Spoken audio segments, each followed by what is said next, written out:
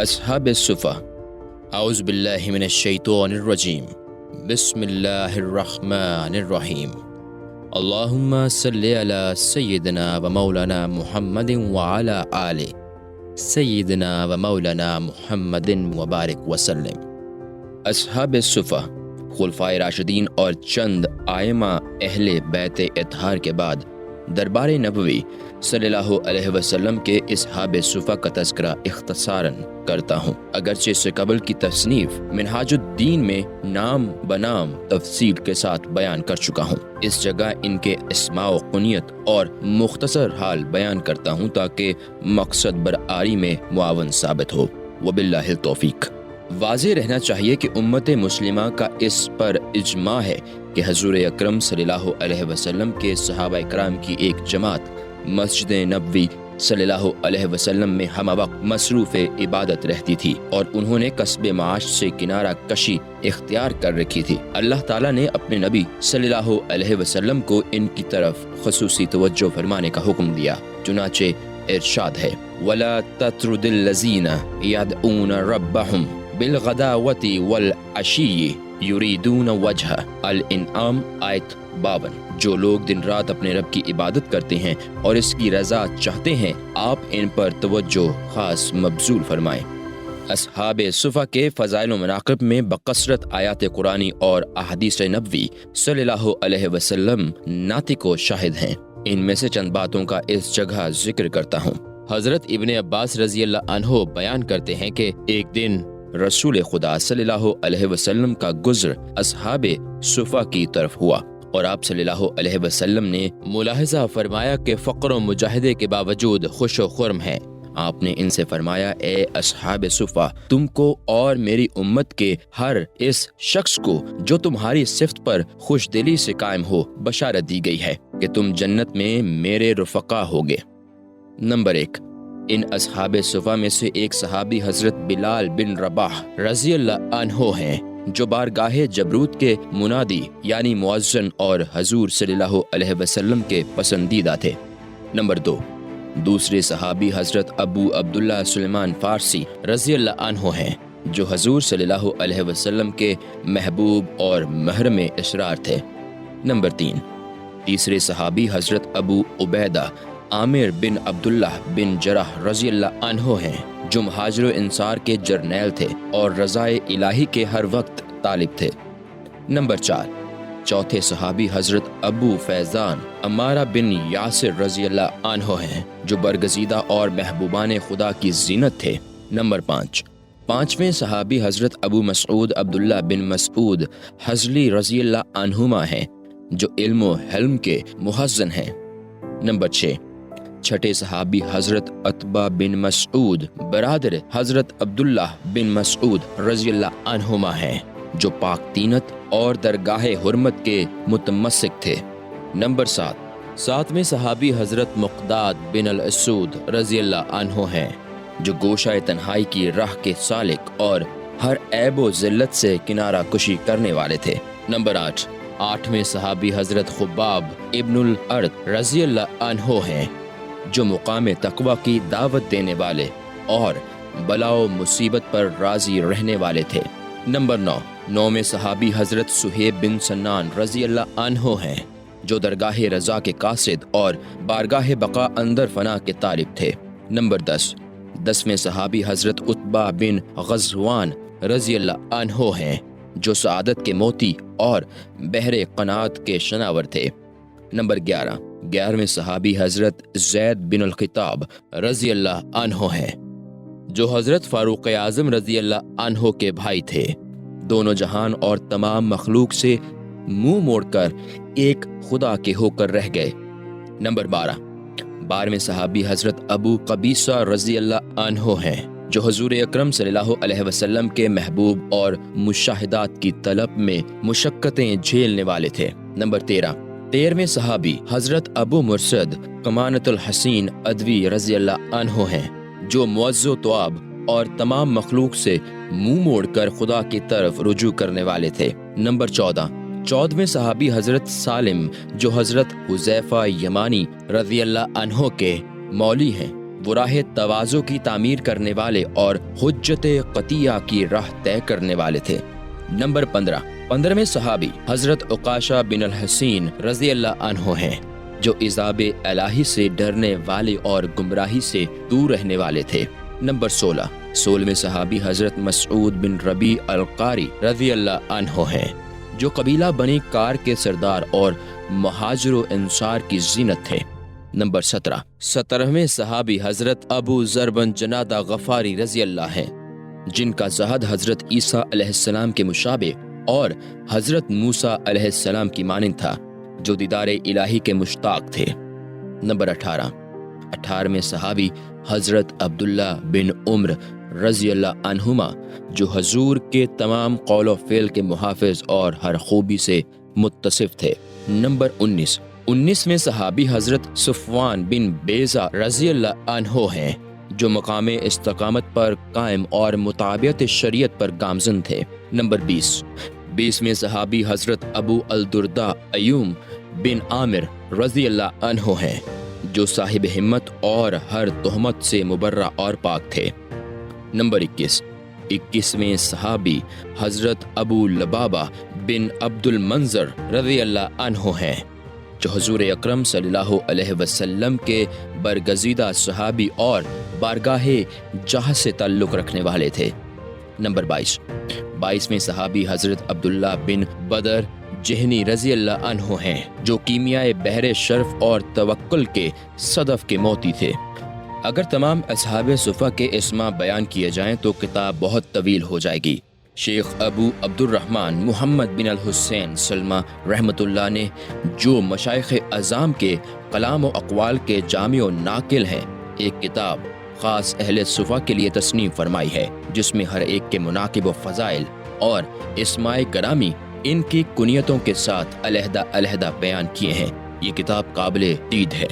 Number 23 حضرت مصطح بن ثابت بن عباد بدری رضی اللہ عنہ کو بھی اصحاب صفہ میں شمار کیا جاتا ہے، مگر میں دل سے ان کو دوست نہیں رکھتا، چونکہ ام المومنین حضرت عائشہ صدیقہ رضی اللہ عنہا پر لگائی جانے والی جھوٹی تہمت کی ابتدا انہی سے ہوئی تھی۔ نمبر 24 حضرت ابو ہریرہ رضی اللہ عنہ۔ نمبر 25 حضرت ثوبان رضی اللہ عنہ۔ نمبر 26 حضرت معاذ بن الحارث رضی اللہ عنہ۔ نمبر 27 حضرت دستان رضی اللہ عنہ۔ نمبر 28 حضرت خلاب رضی اللہ عنہ۔ نمبر 29 حضرت ثابت بن ودیع رضی اللہ عنہ۔ نمبر 30 حضرت ابو عیسیٰ رضی اللہ عنہ۔ نمبر 31 حضرت عویم بن سعد رضی اللہ عنہ۔ نمبر 32 حضرت سالم بن عمر بن ثابت رضی اللہ عنہ۔ نمبر 33 حضرت ابو اللیث رضی اللہ عنہ۔ نمبر 34 حضرت قاب بن عمر رضی اللہ عنہ۔ نمبر 35 حضرت ذہب بن معقل رضی اللہ عنہ۔ نمبر 37 حضرت عبداللہ بن انیس رضی اللہ عنہ۔ نمبر 38 حضرت حجاج بن عمر السلمہ رضی اللہ عنہم اجمعین کو بھی انہی اصحاب صفہ میں شمار کیا جاتا ہے، لیکن کبھی کبھی انہوں نے اپنے متعلقین کی طرف بھی توجہ کر لی تھی۔ طبقہ صحابہ رضی اللہ عنہم کی افضلیت۔ تمام صحابہ کرام مرتبہ صحابیت میں یکساں ہیں، ان کا زمانہ سب زمانوں سے ہر لحاظ سے افضل تھا۔ در حقیقت صحابہ کرام کا زمانہ ہی خیر القرون تھا۔ اللہ تعالیٰ نے ان کو اپنے نبی صلی اللہ علیہ وسلم کی صحبت سے سرفراز فرمایا اور ان کے دلوں کو تمام عیبوں سے محفوظ رکھنا تھا۔ حضور اکرم صلی اللہ علیہ وسلم کا ارشاد ہے، خیر القرون کرنی ثم الذین یلونہم الحدیث۔ بخاری شریف۔ سب سے بہتر زمانہ میرا زمانہ ہے، اس کے بعد وہ زمانہ جو اس سے متصل ہے، پھر وہ جو اس کے بعد آئے گا۔ اللہ تعالیٰ فرماتا ہے، والسابقون الاولون من المہاجرین والانصار والذین اتبعوہم باحسان الیہ۔ التوبہ آیت 100۔ سب سے پہلے ایمان میں سبقت کرنے والے مہاجرین و انصار ہیں، اور وہ لوگ جو بھلائی کے ساتھ ان کے بعد ایمان لائے۔ تبع تابعین کے آئمہ طریقت کا تذکرہ۔ اب میں بعض تابعین کے تذکرے کو شامل کتاب کرتا ہوں تاکہ مکمل فائدہ حاصل ہو، کیونکہ ان کا زمانہ صحابہ کرام کے زمانہ سے متصل و قریب تھا۔ نمبر 1، اویس کرنی رضی اللہ عنہ تبع تابعین کے ائمہ طریقت میں سے آفتاب امت شمع دین و ملت حضرت اویس کرنی رضی اللہ عنہ، آپ اہل تصوف کے مشائخ کبار میں سے ہیں۔ آپ نے رسول اکرم صلی اللہ علیہ وسلم کا زمانہ حیات ظہری اور عہد مبارک پایا ہے، لیکن دو چیزوں نے دیدار جمال جہاں آرا سے آپ کو روکے رکھا، ایک آپ کا غلبہ حال، دوسرا آپ کی والدہ کا حق۔ حضور اکرم صلی اللہ علیہ وسلم نے صحابہ کرام سے فرمایا، قرن میں ایک اویس نامی مرد خدا ہے جس کی شفاعت سے قیامت کے دن قبیلہ ربیہ اور قبیلہ مضر کی بھیڑوں کے بالوں کی تعداد کے برابر میری امت جنت میں داخل ہوگی۔ اس کے بعد حضور صلی اللہ علیہ وسلم نے حضرت عمر فاروق رضی اللہ عنہ اور حضرت علی المرتضی رضی اللہ عنہما کی طرف متوجہ ہو کر فرمایا، جب تم اس سے ملاقات کرو گے تو پستہ قد، لمبے بال اور داہنی جانب روپے کے برابر سفید نشان پاؤ گے۔ یہ سفیدی برس کی نہ ہوگی، ایسا ہی نشان اس کے ہاتھ کی ہتھیلی پر ہوگا۔ وہ ربیہ و مضر کی بکریوں کی تعداد کے برابر میری امت کی شفاعت کرے گا۔ جب تم اس سے ملو تو میرا سلام پہنچا کر کہنا کہ میری امت کے لیے دعا کریں۔ چنانچہ حضور اکرم صلی اللہ علیہ وسلم کی رحلت کے بعد حضرت عمر فاروق جب حضرت علی مرتضی رضی اللہ عنہما کے ساتھ مکہ مکرمہ آئے تو حضرت عمر فاروق رضی اللہ عنہ نے دوران خطبہ ارشاد فرمایا، اے نجد کے رہنے والو کھڑے ہو جاؤ۔ جب وہ لوگ کھڑے ہو گئے تو فرمایا، تم میں سے کوئی قرن کا رہنے والا شخص ہے؟ جب قرن کے لوگ آئے تو ان سے حضرت اویس کرنی کے بارے میں استفسار فرمایا۔ انہوں نے بتایا، وہ تو دیوانہ آدمی ہے، وہ نہ تو آبادی میں آتا ہے اور نہ کسی سے ملتا جلتا ہے۔ عام طور پر لوگ کھاتے ہیں وہ نہیں کھاتا، حتیٰ کہ وہ غم و خوشی تک کو نہیں جانتا۔ جب لوگ ہنستے ہیں تو وہ روتا ہے اور جب لوگ روتے ہیں تو وہ ہنستا ہے۔ حضرت فاروق اعظم رضی اللہ عنہ نے فرمایا، میں اس سے ملاقات کرنا چاہتا ہوں۔ لوگوں نے کہا، وہ جنگل میں ہماری اونٹوں کے پاس رہتا ہے۔ چنانچہ حضرت فاروق اعظم رضی اللہ عنہ اور حضرت علی مرتضی رضی اللہ عنہ دونوں اٹھ کر چل دیے، یہاں تک کہ دونوں حضرت اویس کرنی کے پاس پہنچے۔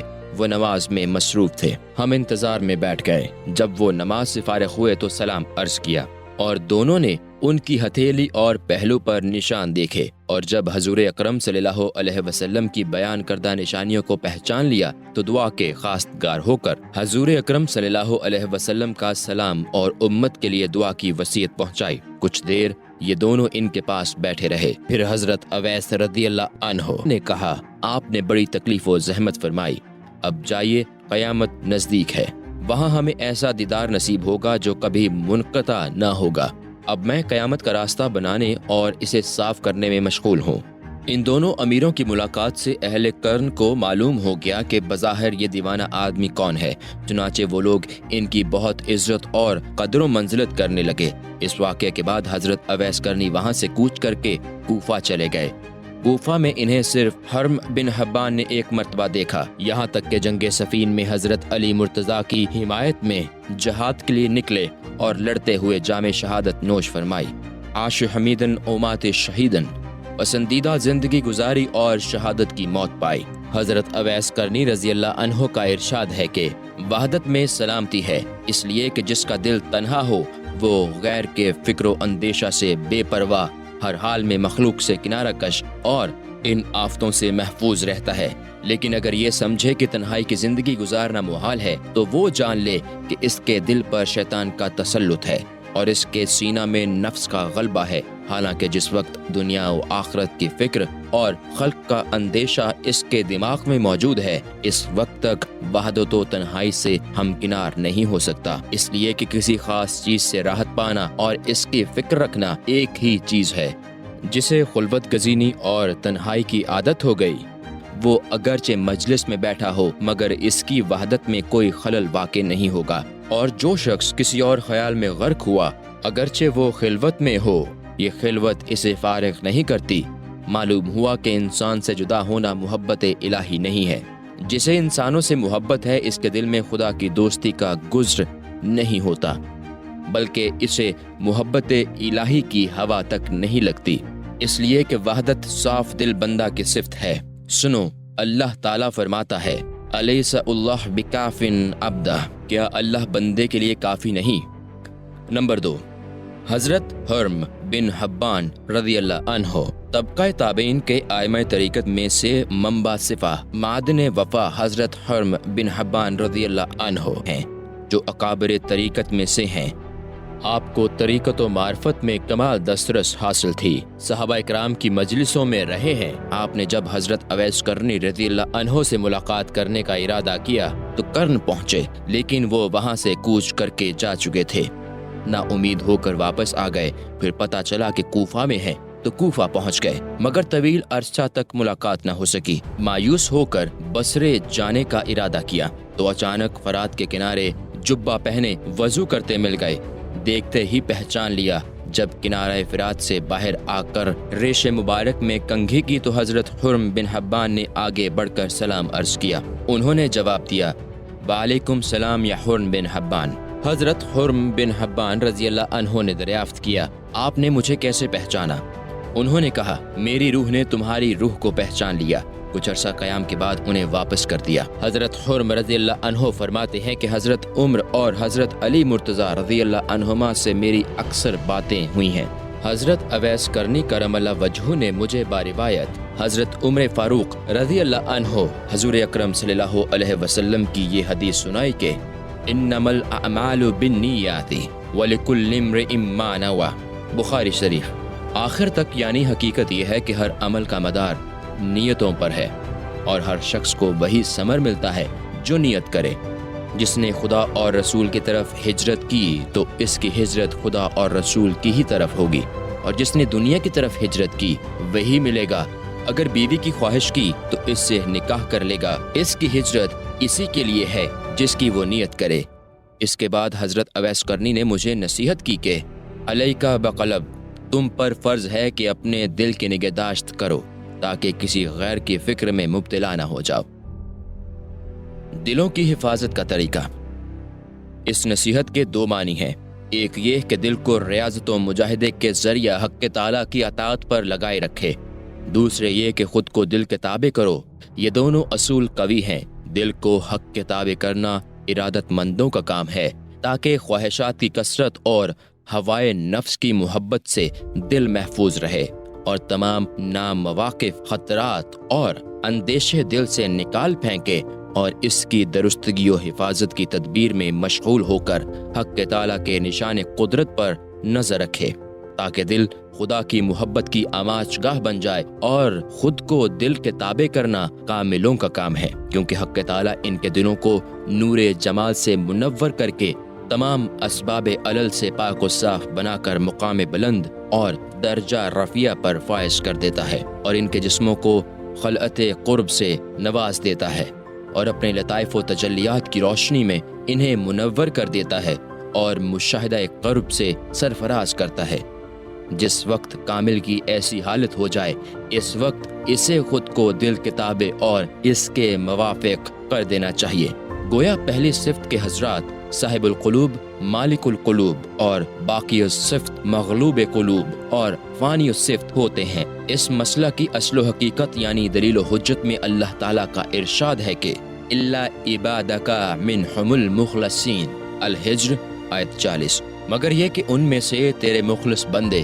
اس میں دو قرات ہیں، ایک یہ کہ مخلصین لام کے زیر سے، اور دوسری مخلصین لام کے زبر سے۔ مخلص اسم فاعل ہے جو کہ باقی صفت ہیں، اور مخلص اسم مفعول ہے جو کہ فانی الصفت ہیں۔ انشاءاللہ کسی اور مقام پر اس مسئلہ کو بیان کروں گا۔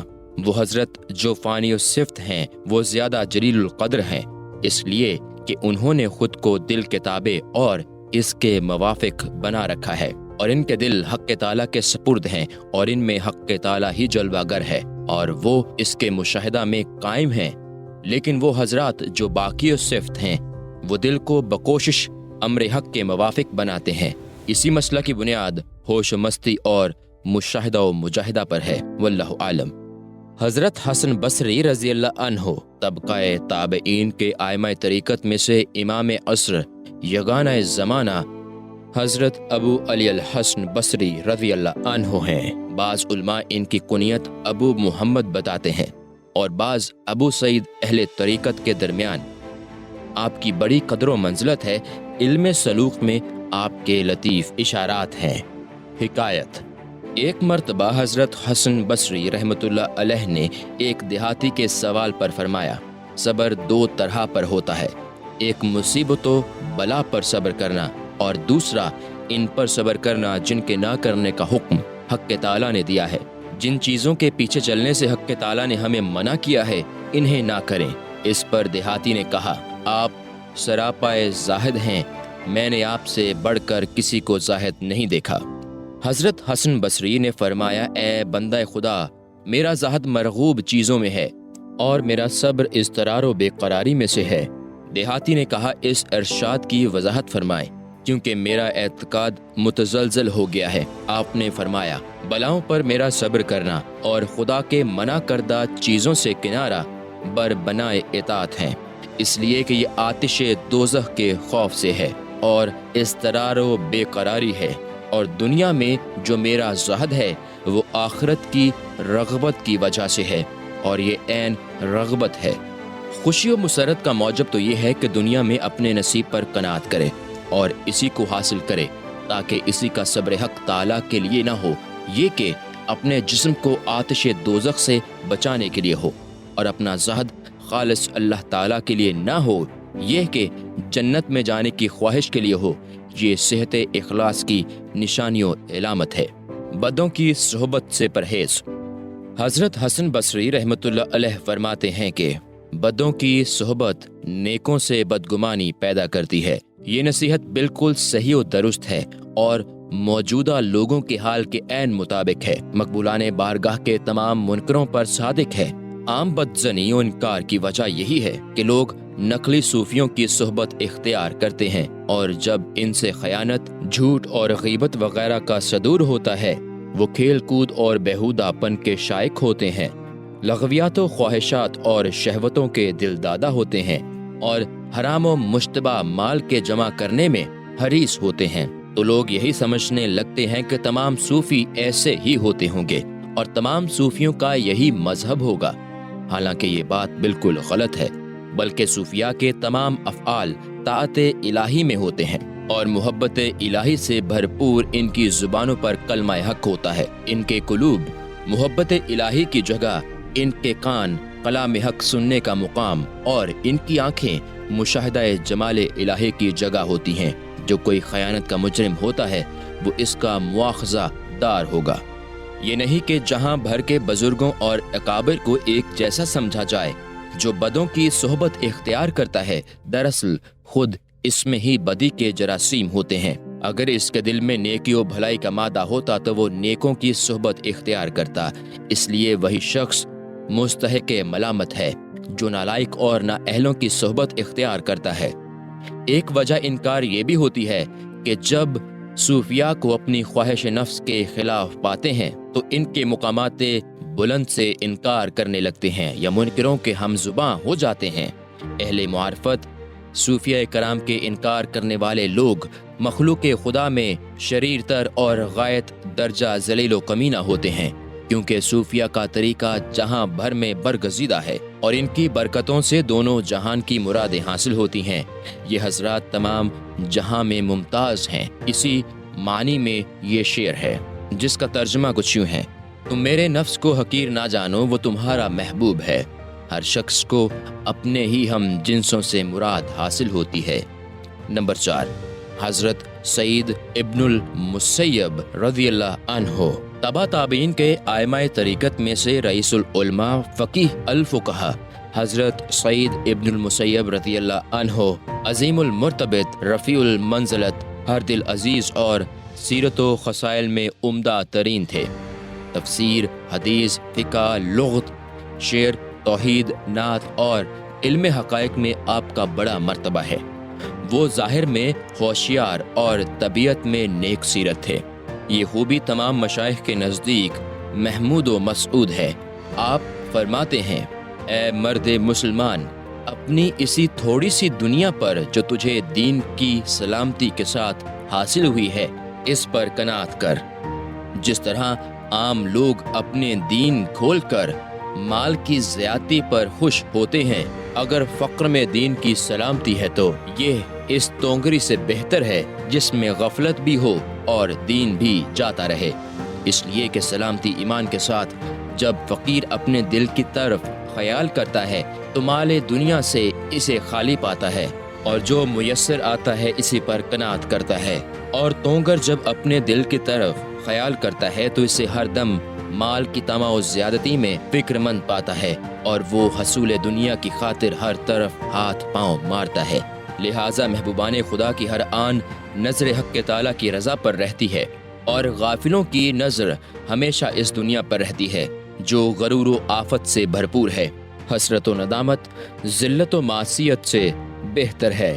غافلوں پر جب بلا و مصیبت نازل ہوتی ہے تو کہتے ہیں کہ ہمارے جسم محفوظ رہے، اور جب محبوبان خدا پر آتی ہے تو وہ کہتے ہیں کہ الحمدللہ ہمارے دین پر نہیں آئی۔ اس کی وجہ یہ ہے کہ جب جسم پر بلا کا نزول ہو اور دل میں بقا ہو تو وہ جسم پر نزول بلا سے خوش ہوتے ہیں، اور اگر دل میں غفلت ہے اگرچہ جسم عیش و عشرت میں ہو تو یہ موجب ذلت ہے۔